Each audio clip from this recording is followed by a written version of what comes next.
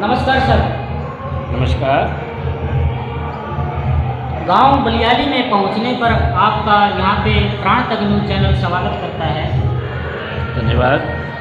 Sir, आज आपके जो आगमन है बलियाली के अंदर, इसका क्या उद्देश्य है? बलियाली की श्री कृष्ण गौशाला के परिसर में आकर के मैं उस दिन को स्मरण करने के लिए आया हूँ जब मैं और राजा पंडित जो आज स्वर्ग सिधार गए हैं, हम दोनों ने मिलकर के यहाँ सबसे पहले गोचर भूमि का आइडेंटिफाई करा और उसमें गाय चरानी शुरू की। सबसे पहले हमने 4 पीपलों वाली जोड़ी पर गाय चरानी शुरू की थी, लेकिन गाय बढ़ गई और मैं वकील था पेशे से, मैं कोर्ट चला जाता था, पीछे से राजा चराता था।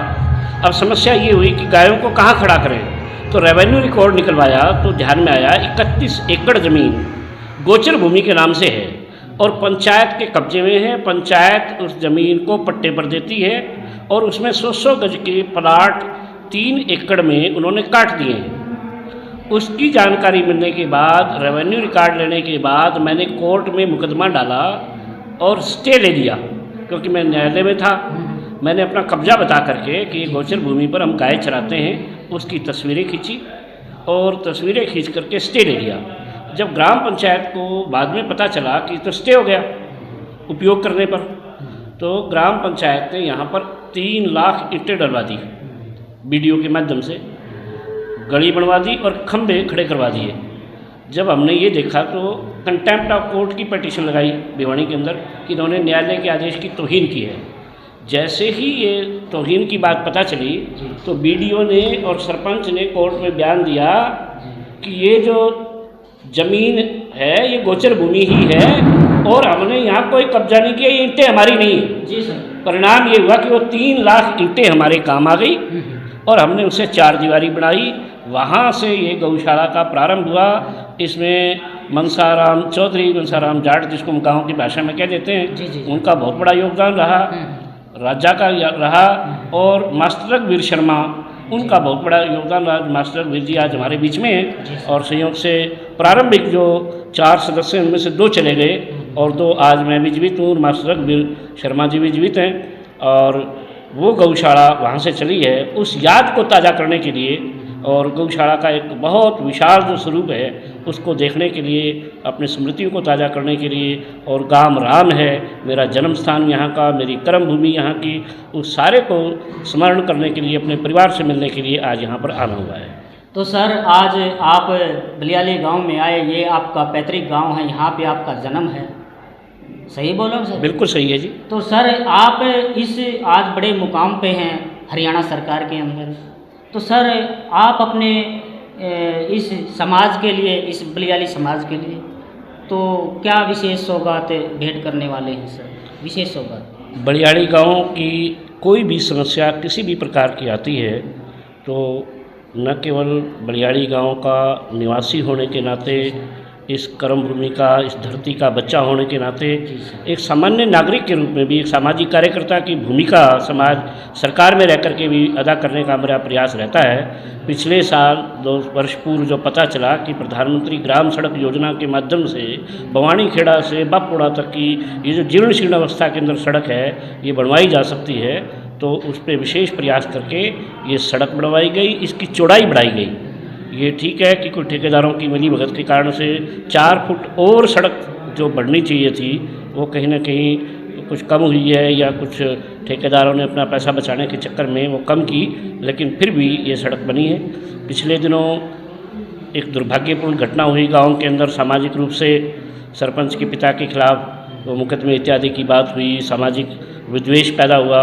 उस सारे को न्यूट्रलाइज करने के लिए, आपस में प्यार, प्रेम, सद्भाव पैदा करने के लिए, उसमें भी कहीं ना कहीं हमने बीच में प्रयास किया है और उसके बहुत सकारात्मक परिणाम भी आ रहे हैं, क्योंकि बलियाली गांव की ये विशेषता रही है कि यहाँ 36 बिरादरी रहती है और सब प्रेम प्यार से सद्भावपूर्ण ढंग से रहते हैं। और हमारा शादी ब्याह में आपस में भाजी है, मिलना जुलना है, क्योंकि छबीलदास सरपंच इतने साल तक रहे, वो हमारे परिवार के सदस्य रहे।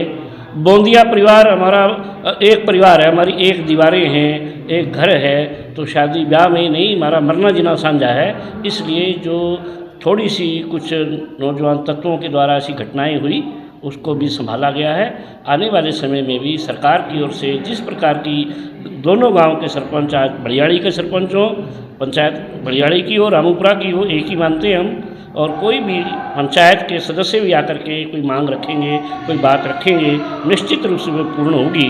मैं हरियाणा सरकार की ओर से ये आश्वासन भी आज देता हूँ जनता जनार्दन को कि पीछे नहीं रहेंगे और आपकी वकील बन करके उसकी पैरवी सरकार में करेंगे। तो सर आपने बहुत अच्छा मतलब हर मुझे जानकारी दी और जनता को संदेश दिया भाईचारे का, एकता का, सद्भावना का।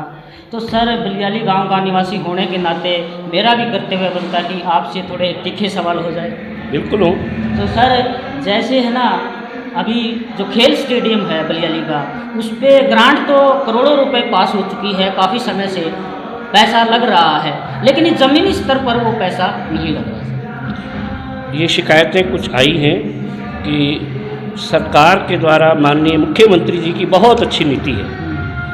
हमारी सरकार न केवल केंद्र की सबका साथ, सबका विकास, सबका विश्वास और सबका सामूहिक प्रयास, इस थ्योरी पर न केवल नरेंद्र मोदी जी अपितु श्री मनोहर लाल जी भी लेकर के चल रहे हैं। पूरी सरकार ईमानदारी से धरातल पर अपनी योजनाओं को, क्योंकि जनता के पैसे की कस्टोडियन है, उस पैसे का सदुपयोग हो इसको सुनिश्चित करना चाहती है।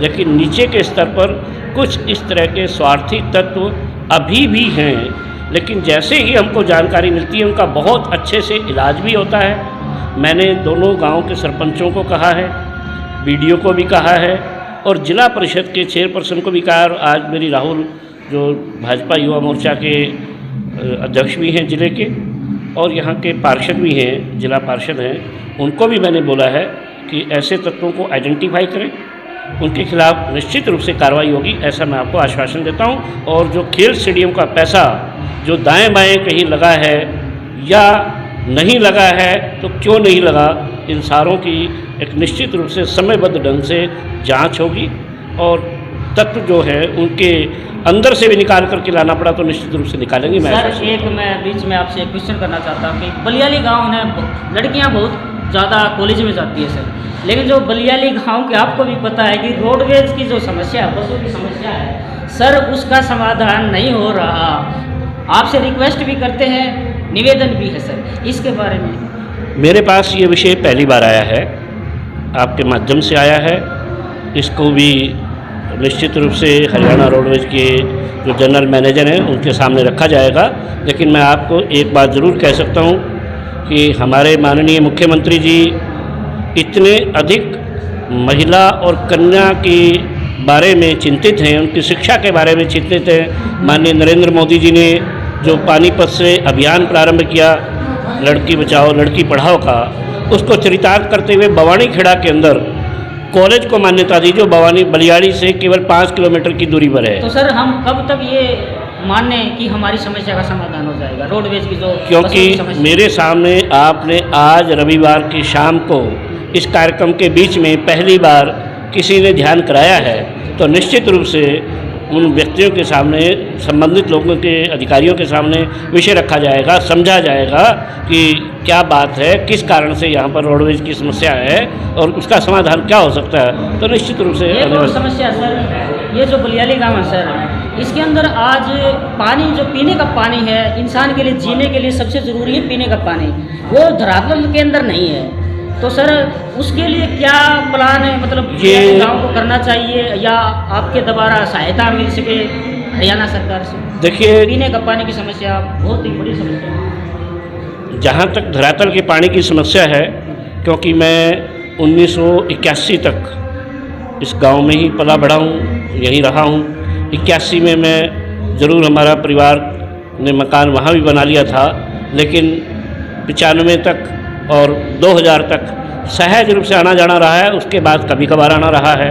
आज भी हमारी यहाँ ज़मीनें हैं, हमारे नौरे हैं, हमारे घर हैं, हमारे परिवार हैं, तो गांव आज भी है। मुझे मालूम है 1000 हाथ नीचे पानी था।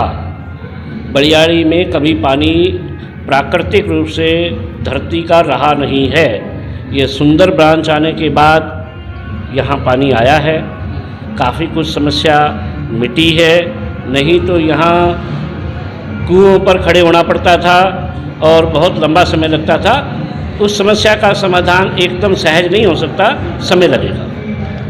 प्राण तक न्यूज चैनल में सभी दर्शकों को ये संदेश दिया है राजकुमार मक्कड़ जी ने, जो हरियाणा सरकार के अंदर आयुक्त हैं, कमिश्नर हैं, कि बलियाली गांव की समस्या जल्दी से जल्दी सुलझाने का उनका कर्तव्य है, क्योंकि वो बलियाली गांव के हैं। नमस्कार।